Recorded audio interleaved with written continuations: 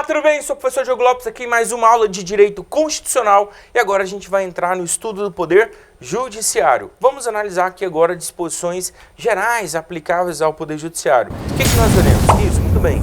A função do Poder Judiciário, função típica, e veremos que ele também pode exercer função atípica, o sistema jurisdicional brasileiro, alguns princípios, vamos falar também aqui sobre a organização, estrutura do Poder Judiciário, o Estatuto da Magistratura e também as garantias do Poder Judiciário. Então já coloque no seu caderno, tópicos número 1 sobre o Poder Judiciário, disposições preliminares.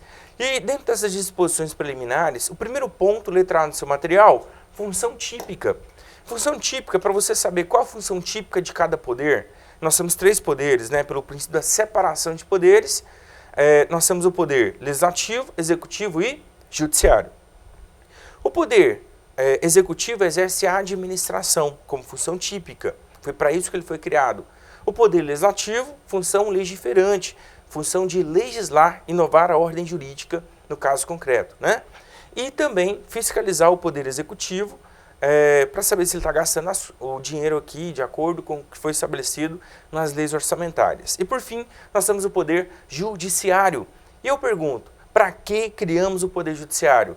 Essa é a pergunta para você descobrir qual a função típica daquele poder. E o Poder Judiciário foi criado para exercer a jurisdição.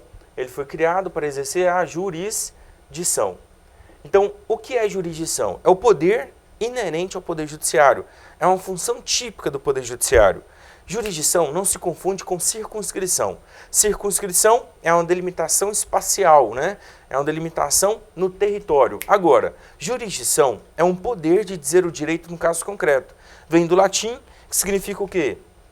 Iuris, direito, e dição, dictio, né? Dizer o direito. Então, essa é a função do Poder Judiciário, dizer o direito no caso concreto.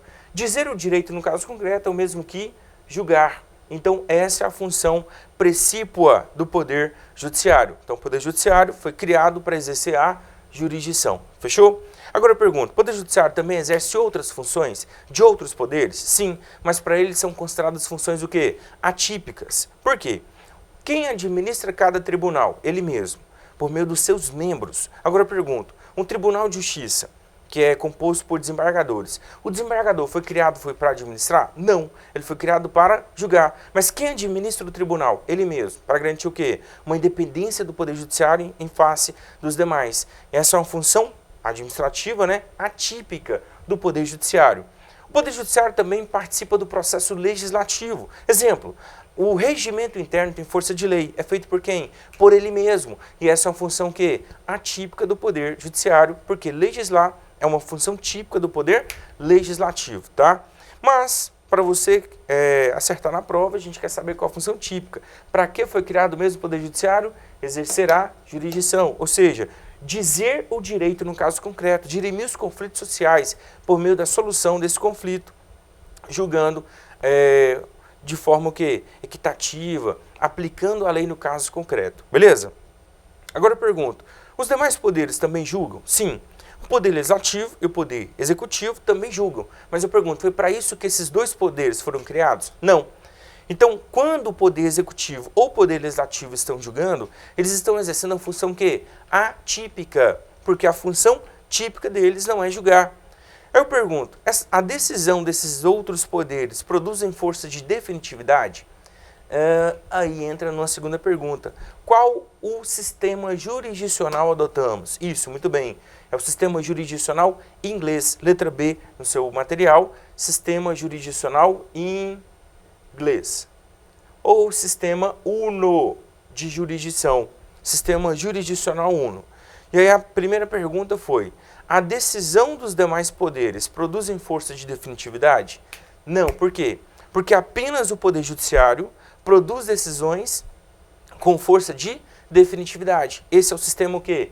Inglês, o sistema UNO de jurisdição. Diferente da França, o sistema francês, também chamado de contencioso administrativo, algumas decisões são julgadas pelo judiciário, alguns assuntos são julgados pelo judiciário e outros pela administração, pelo Poder Executivo. E aí, a administração julga determinados assuntos e o judiciário outros assuntos. E um não pode rever a decisão do outro. Lá é o chamado sistema do contencioso administrativo, também chamado sistema francês. Mas nós não adotamos o francês. Adotamos o sistema o quê? Inglês ou sistema o quê? Uno de jurisdição. Por quê? Apenas as decisões do Poder Judiciário produzem força de definitividade, podendo o Poder Judiciário revisar as decisões do Poder Executivo, por exemplo. Um PAD, que é um processo administrativo disciplinar. No final, o chefe profere uma decisão. Decisão essa que foi feita por quem? Por um integrante do Poder Executivo. Aí eu pergunto, essa decisão da administração pode ser revista pelo Judiciário?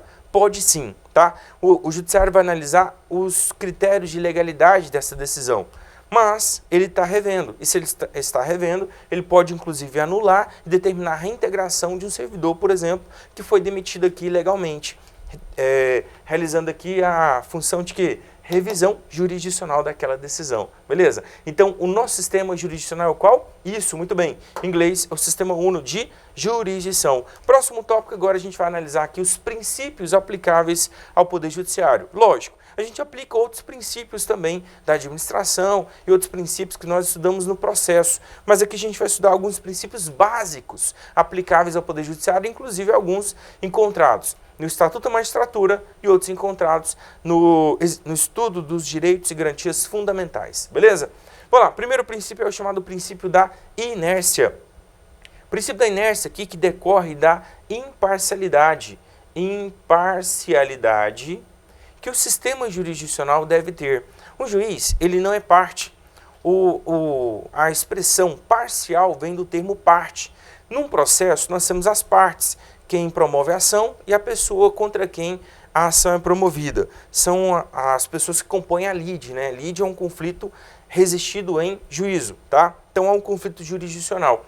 Quem vai solucionar esse conflito tem que ser uma pessoa que fica de fora da demanda aqui. Essa pessoa que fica de fora é o juiz.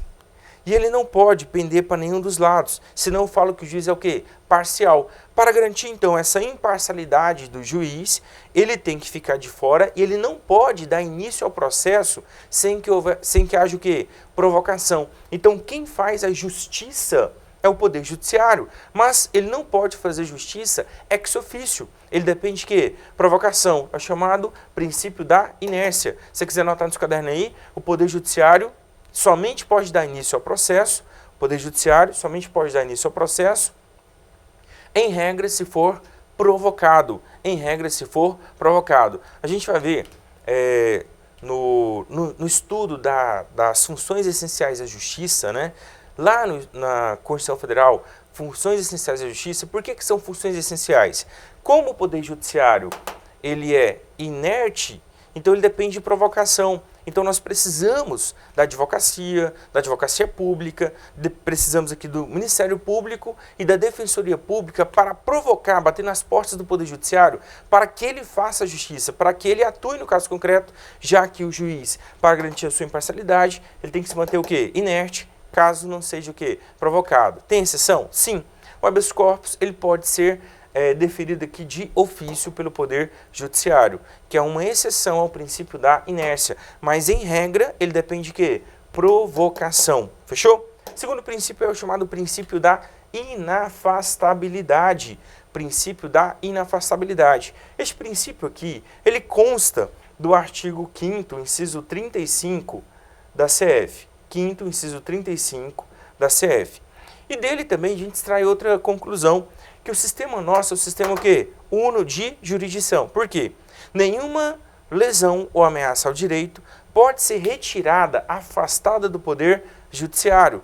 Como está escrito lá no artigo 5º, inciso 35, a lei não excluirá da apreciação do Poder Judiciário lesão ou ameaça a direito, tá? Então, se houver alguma lesão ou ameaça a direito, você tem direito de bater nas portas do Judiciário para fazer valer o seu direito no caso concreto, que foi ou ameaçado ou violado, beleza? Pergunto, tem exceção? Não, não existe exceção ao princípio da inafastabilidade. Professor, e o HD? Isso, o HD é um remédio constitucional que visa proteger o quê? Dados pessoais da pessoa do impetrante, constante banco de dados público aberto ao público, para que ele tenha acesso ou faça retificação. E nos termos da lei do HD, faça também anotação.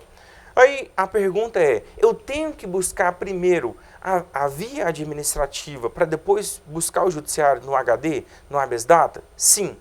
Ô professor, mas então é uma exceção. Não é, porque se você não buscou a via administrativa, significa que não houve nem lesão e nem ameaça a direitos. Então você tem que buscar primeiro a instância administrativa para depois você vir para o Poder Judiciário, que configurou o quê? A lesão ou ameaça ao seu direito. Tem uma lombada aqui no que tange à justiça desportiva. A justiça desportiva não é do Poder Judiciário, é uma justiça administrativa, tá? Que os comitês, ao serem criados, eles criam o órgão gestor, o órgão que estabelece as normas, né, daquele comitê, e também a corte, né? A corte que alguns comitês vão chamar de quê? De tribunais desportivos. Então, no caso do esporte, se houve alguma lesão lá ao direito do atleta, ele primeiro tem que buscar a via administrativa. E aí, se a decisão não foi dada no prazo, ou ela foi negada, e você entendeu que ela é ilegal, aí sim você pode buscar o Poder Judiciário, tá? Então, no caso da justiça desportiva, eu primeiro tenho que buscar a justiça desportiva, né, que é uma instância administrativa, para depois eu me socorrer no Poder Judiciário. Mas não consiste em quê? Exceção. É somente um obstáculo para que você chegue ao Poder Judiciário. Então, se você quiser anotar no seu caderno, inafastabilidade, a lei não excluirá da apreciação do Poder Judiciário lesão ou ameaça a direitos. Beleza? Bem, próximo aí o princípio do juiz natural. Este princípio, previsto lá no artigo 5º também, tá? Inciso 55, né? Ele fala o quê? Que quando eu precisar de buscar o Poder Judiciário, eu já sei quem vai julgar minha causa. Por quê? As decisões devem ser proferidas por quem já tem competência prévia. Esse princípio também é chamado de quê? Princípio do juiz competente, tá? Princípio do juízo competente ou juízo natural. Então, não haverá sentença sem que haja o quê? Um juízo previamente competente. Belezinha? Então, ninguém será processado nem sentenciado senão pela autoridade competente. Então, todo juiz ou tribunal deve ser previamente competente para julgar aquele caso. Anote então no seu caderno aí, ninguém será processado nem sentenciado senão pela autoridade competente. Ninguém será processado nem sentenciado senão pela autoridade competente. Deste princípio, a gente extrai um outro princípio que também é o princípio constitucional expresso no artigo 5º, qual? Vedação ao juízo ou tribunal de exceção. Veda-se, então, a instituição, a criação de juízo ou tribunal de exceção, tá? Professor, como assim ele decorre do outro? Olha, previsto lá no artigo 5º, inciso 36, 37, né? Ele fala o seguinte, que é vedada a instituição de juízo ou tribunal de exceção. A instituição de juízo ou tribunal de exceção. Agora, o que é o tribunal de exceção? Seria um juízo ou tribunal criado após a ocorrência do fato para julgar especificamente aquele fato, tá?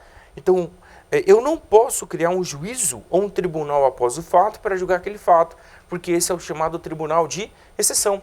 Então, note que ele complementa o outro, porque se eu não posso criar um juízo ou tribunal após a ocorrência do fato para julgar aquele fato, significa que todo juiz ou tribunal deve ser previamente quê? Competente. Próximo princípio é o princípio da motivação, princípio expresso no Estatuto da Magistratura dentro do texto constitucional, no artigo 93, né?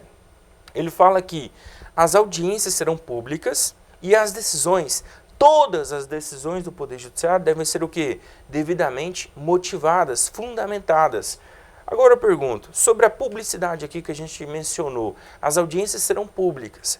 Tem exceção? Em tese não, tá? Se você ler o texto constitucional do princípio da publicidade, ele fala que a lei poderá restringir a publicidade dos atos processuais quando a intimidade ou o interesse social o exigirem. Ué, professor, isso é exceção? Não, é uma restrição. A lei poderá restringir a publicidade dos atos processuais, tá? tá? Ela não vai excepcionar, ela vai restringir a publicidade dos atos quando a intimidade ou interesse social o exigirem.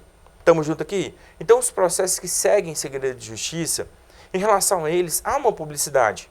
É uma publicidade o quê? Restrita. Não é um processo sigiloso. É segredo de justiça, mas é um processo o quê? Público com publicidade restrita. O próximo princípio é o chamado princípio da continuidade.